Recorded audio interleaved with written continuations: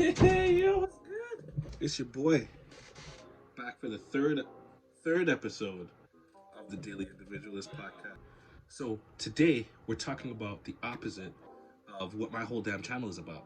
So we're going to be talking about collectivism versus individualism. I'm going to leave it to you guys to pick whatever you think is best at the end. Okay. Today we're going to get right into it. We're going to kind of keep it short today. But let's start with the difference between the two. Collectivism is all about the needs of the group being more important than the needs of the individual. Okay, everybody's personal identity is pretty much connected to the group. So whenever they're making decisions, they always think what's best for the group first.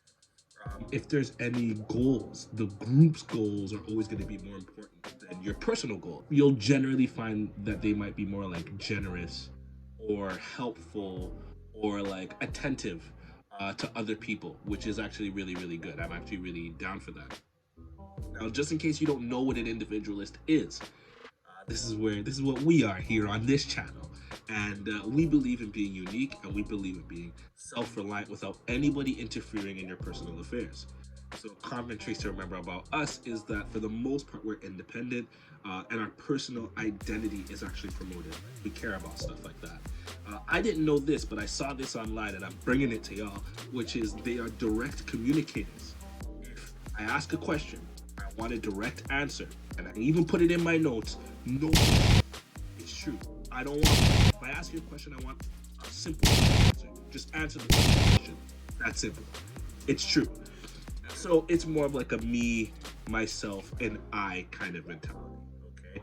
Personality traits of these people are going to be a little bit more like not selfish, but they're going to be more into themselves. They're always going to like think about themselves first before the group. You know what I mean? I actually found a study about this same topic, and it like made me think, and it immediately made me ask certain questions, because you know, for those of you who know me personally, I'm always asking questions. I never just like take the information. I always ask questions.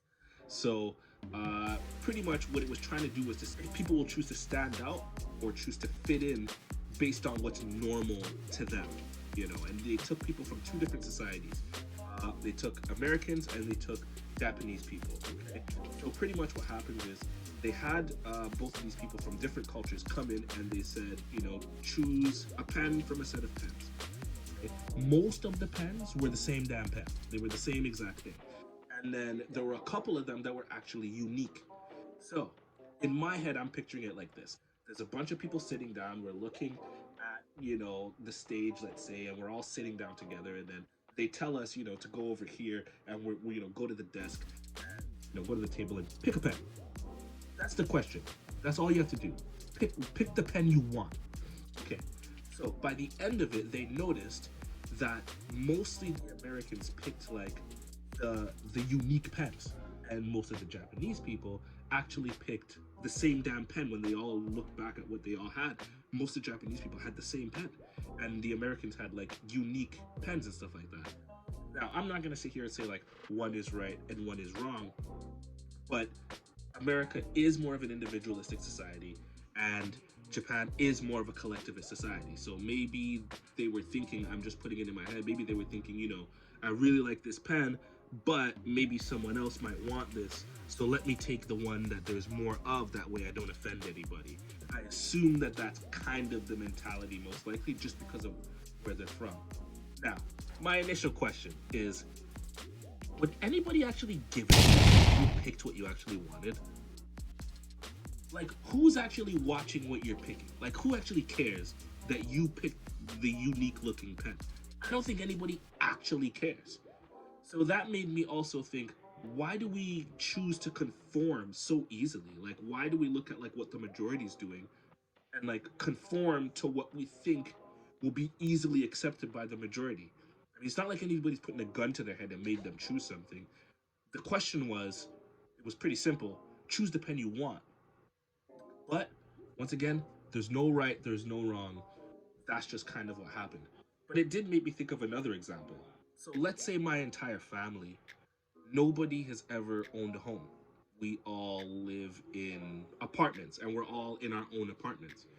Well, if I want to chase being an apartment, I would have to forego that because the group says that that is not a is not a goal worth achieving. It's not a goal worth chasing because the group doesn't think it would happen. So I'm thinking to myself, like, why the hell would I do that? Because the truth is, I want my house, and the other truth is, you're gonna love coming to my house because I have so much more space. I have a backyard, I have an upstairs, and you're gonna love crashing at my house for New Year's and Thanksgiving and stuff like that. My mind immediately thinks to myself, if I get the house when no one else in my family has got one, I can change everybody's paradigm. Now, the house isn't this crazy thing that only rich people can do or only certain people can do. Because you're a part of this group, you just showed everybody that it's possible. You can get a house because I got one too. You might have to work hard for it, but I just proved to you that it's doable. So that's the initial, example that came to my mind about that thing. So, what's my verdict? Again, I don't think there is a right or a wrong answer. I think that there's times for both where you're going to have to choose the collective even though you're an individual, and vice versa. You might have to be an individual even though you're more of a collectivist kind of person. But I do feel like the individual will have a better ease of flexing to the situation than the collectivist will.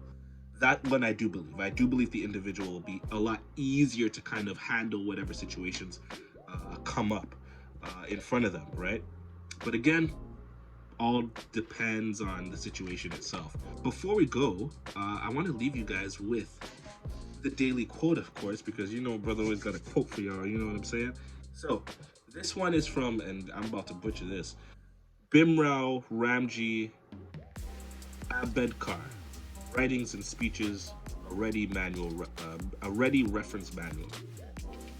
That's the guy, and that's, I guess, the book that it's from. So what the quote says is, unlike a drop of water, which loses its identity when it joins the ocean, man does not lose his being in the society in which he lives. Man's life is independent. He is born not for the development of society alone, but for the development of his self too. Like that. Well, thank you for tuning into another episode, guys. Hope you have a great day and a very positive week ahead of you. Take care.